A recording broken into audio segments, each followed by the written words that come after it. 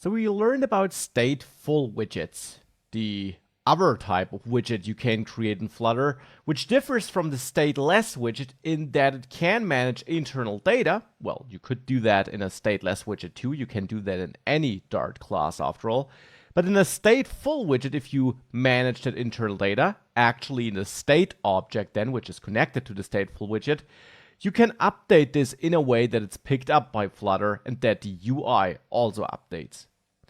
Now that's nice. Now let's dive a little bit deeper into Dart at this point. Let me show you one alternative syntax here which I would recommend using because it is a common pattern and a common practice, and you'll see it in other official examples, and we'll also use it throughout the rest of the course.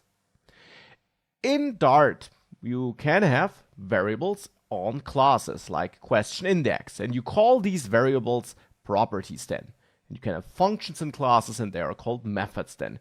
Now that's not new. Now in Dart, you also can put your code into more than just one file. We only used one file thus far, but actually I'm already importing something from that material Dart file, which is exposed by the Flutter package. Now, as a default in Dart, every file is its own enclosed ecosystem, you could say, its own so-called library, which can be a confusing name because we have the lib folder that makes up a bigger library. But in the end, every file in that folder is its own mini library. These files can still work together with the help of import statements, but you can control what can be imported and what can be accessed in another file. And for example, you might want to restrict that this state object can be used and changed from inside another file. Now we only have that file here, right? But we'll soon add more files, and then we want to make sure that we can maybe use our widget in other files, because we are, for example, also using the Material app or the scaffold widgets, which we get from Material Dart. But in these widgets, we might not want to grant access to all the properties that are in there. Or to this class, we might not want to grant access at all from inside our files. Because the only thing that should use this class is the MyApp class here, which needs the MyApp state class to create that state. Now, of course, we as a developer, we are writing our own code, and we can simply not use that class anywhere else, and we're fine.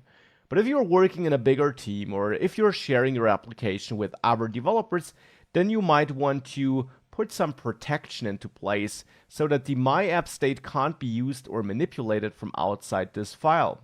Because if it could be manipulated from outside, then maybe you could change question index from inside another file, and that wouldn't be picked up by that widget correctly, and your app might therefore get out of sync, or you might introduce weird bugs.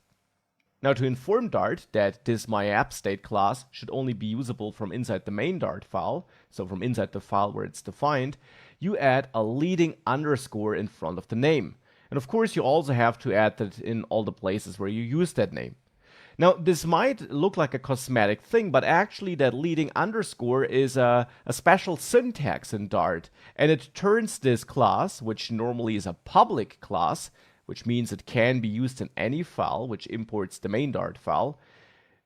This turns it from a public into a private class. And now MyAppState is a class that can only be used inside the main Dart file. So in our case, only in that MyApp class here.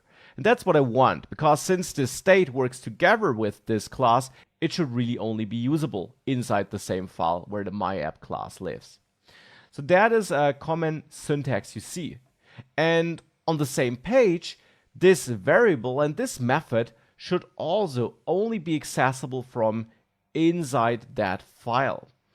Hence, we can add an underscore in front of question index, and then also again in all the places where we reference question index to signal that this should be a private property of this class here, which means we can't access it from anywhere else in our project.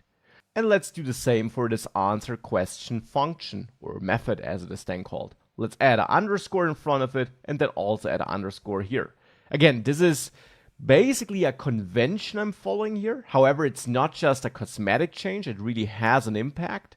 It is a syntax understood by Dart, It doesn't change the way our app works right now, but now we really ensure that my app state and all the properties and methods in there can't be used from anywhere else than inside this file. And that is really important.